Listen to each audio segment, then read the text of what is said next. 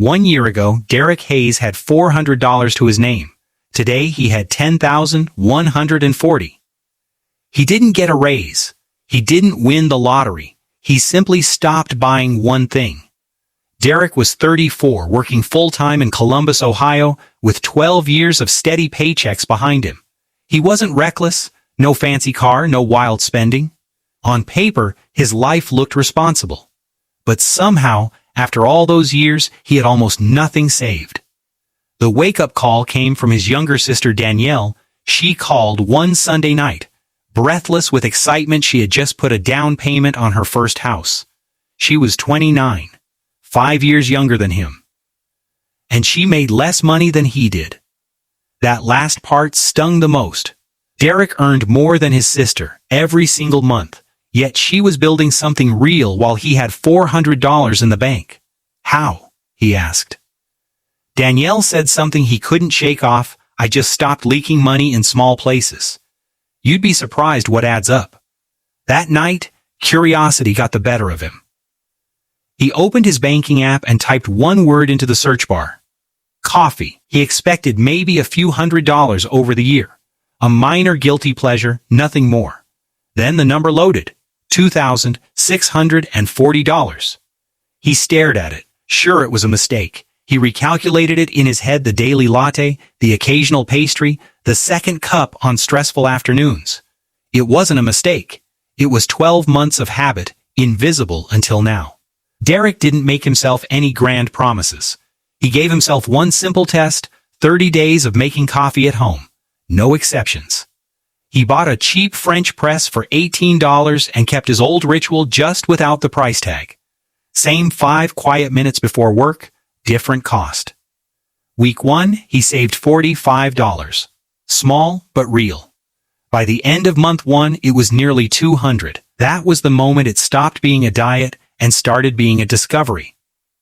Once he was paying attention, he noticed other leaks: a forgotten subscription, takeout lunches he defaulted to out of habit, small impulse buys he never tracked.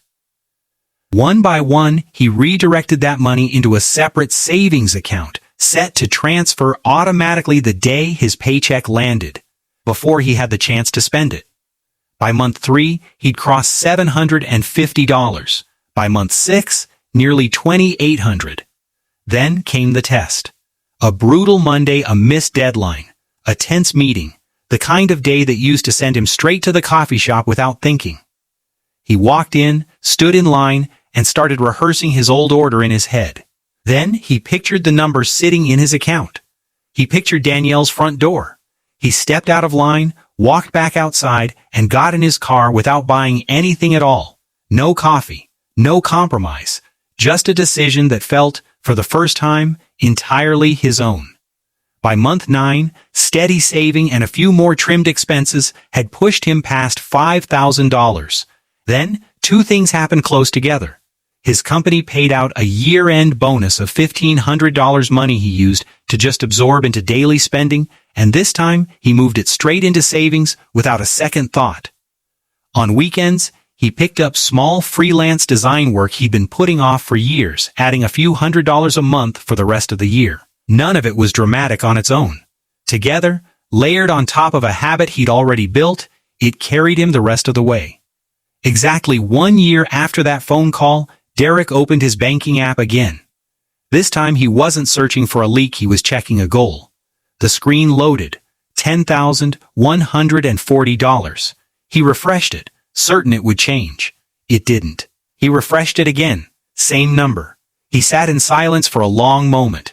Not because the amount was extraordinary, but because of what it represented: not one big decision, but dozens of ordinary ones, repeated until they became something undeniable.